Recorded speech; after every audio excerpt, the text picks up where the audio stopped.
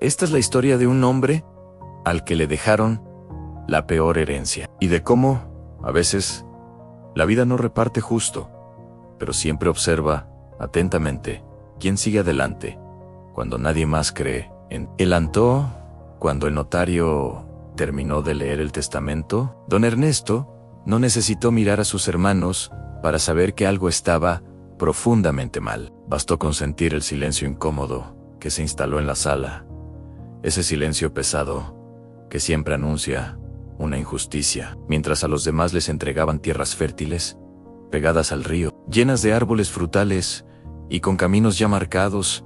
A él le asignaron un cerro seco, pedregoso, abandonado desde hacía décadas. Era un terreno donde no crecía nada, donde el sol castigaba sin piedad y el viento parecía burlarse de cualquiera que intentara quedarse allí. Algunos de sus hermanos sonrieron disimuladamente. Otros fingieron sentir pena. Don Ernesto no dijo una sola palabra, simplemente bajó la cabeza, apretó su viejo sombrero contra el pecho y aceptó. Durante años había aprendido una dura lección: discutir no cambia el corazón de las personas. Así que tomó la escritura de ese cerro como quien toma una cruz, en silencio y con resignación.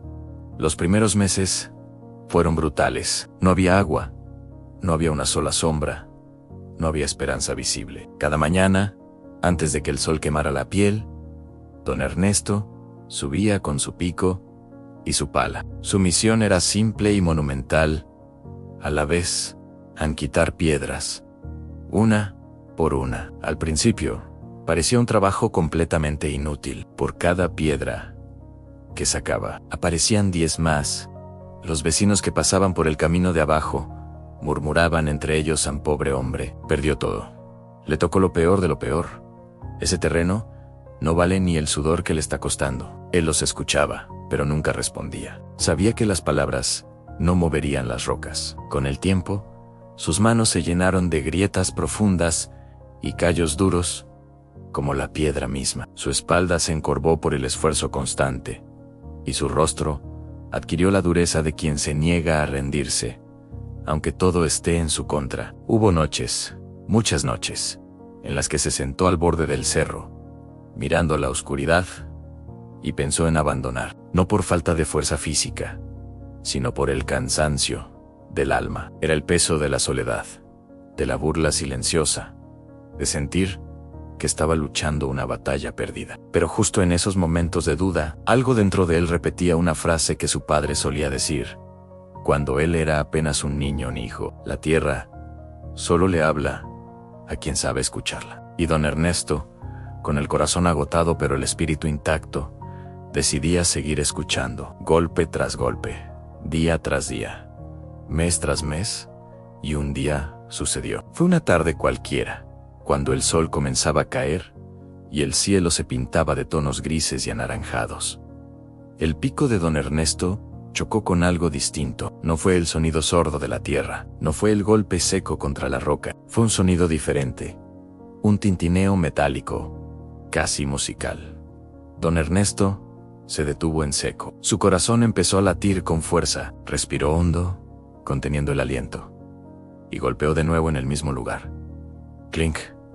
Allí estaba otra vez. Con manos temblorosas, empezó a escarbar con cuidado. Y entonces, entre la tierra rojiza y las rocas grises, apareció un brillo tenue, casi tímido, como si no quisiera ser descubierto.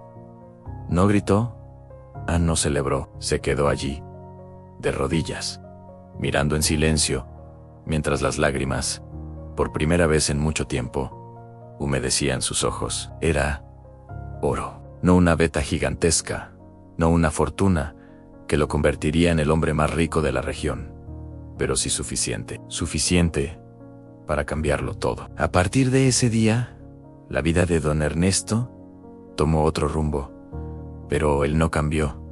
No se volvió arrogante, no buscó venganza ni restregó su suerte en la cara de nadie. Invirtió el dinero con una sabiduría que solo da el trabajo duro. Compró semillas, instaló un sistema de riego, y poco a poco, con la misma paciencia con la que quitó las piedras, empezó a transformar el cerro. Levantó una casa sencilla pero fuerte, y siguió trabajando la tierra, porque ya era parte de él y sus hermanos. Los mismos que se habían burlado y le habían dado la espalda, comenzaron a visitarlo. Algunos llegaban con una curiosidad mal disimulada, otros con una culpa evidente en la mirada. Don Ernesto los recibió a todos con respeto, porque el rencor es una carga demasiado pesada para quien ha aprendido a construir. Los perdonó, pero no olvidó. Con los años, aquel cerro seco y abandonado se convirtió en un símbolo en toda la comarca. Pero no era un símbolo del oro, sino de algo mucho más valioso, de la paciencia, de la dignidad y de esa verdad que a menudo ignoramos. A veces la vida nos da la peor mano, el terreno más difícil, la tarea más ingrata. Pero en esos momentos no nos está castigando, nos está observando. Quiere ver quién sigue adelante cuando el mundo entero piensa que ya está derrotado. Don Ernesto murió ya muy viejo, tranquilo, en la casa que construyó con sus propias manos. Murió sabiendo que la verdadera herencia que le dejó su padre no fue el oro escondido bajo las piedras. La verdadera herencia fue el carácter que forjó, mientras todos los demás pensaban que lo había perdido todo. Y si esta historia te dejó pensando, recuerda esto. Tal vez hoy estás trabajando en un terreno que nadie más quiere. Tal vez estás quitando piedras mientras otros disfrutan de la sombra. Tal vez sientes que tu esfuerzo es inútil, pero eso no significa que ese terreno esté vacío. Sigue cavando, sigue creyendo, porque las recompensas más grandes no siempre están a la vista. A veces hay que ganárselas a pulso.